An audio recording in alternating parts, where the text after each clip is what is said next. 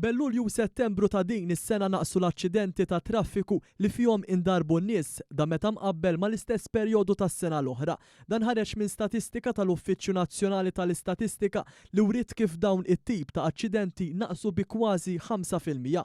Il-każi kollha kemm dawk li ndarab xi ħadd fihom kif ukoll dawk żgħar ammontaw għal 4351. Fil-perjodu msemmi l-persuni midrubin gravi ammontaw għal 115 u kienu jinvolvu 66 xufier, 16 il-passiġġier u 33 persuna li kienu mexjin fit-triq jew ċiklisti. Wieħed minn dawn kien aċċident fatali. L-NSO turi wkoll kif matul it-tielet kwart tas-sena l-imwiet mill-aċċidenti ta' traffiku naqsu b'5 meta mqabbel mal-istess perjodu tas-sena l-oħra.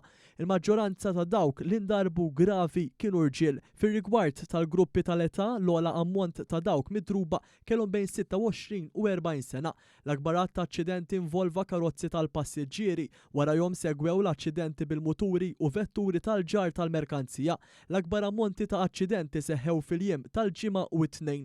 Il-maġġoranza tal-aċċidenti ta' traffiku seħħew bejn id-9 ta' filgħodu u nofsinhar b'aktar minn 1000 każ, segwiti minn dawk li ġraw bejn it-3 u s-6 ta' wara nofsinhar b'914 il-każ. L-ogħla numru ta' aċċidenti ta' traffiku kienu rreġistrati f'San Pawl il-Baħar, f'Birkirkara u f'Ħalqormi. Ta' Kerċem, il-Fontana u San Lawrenz f'Għawdex reġistraw anqas minn 5 aċċidenti ta' traffiku.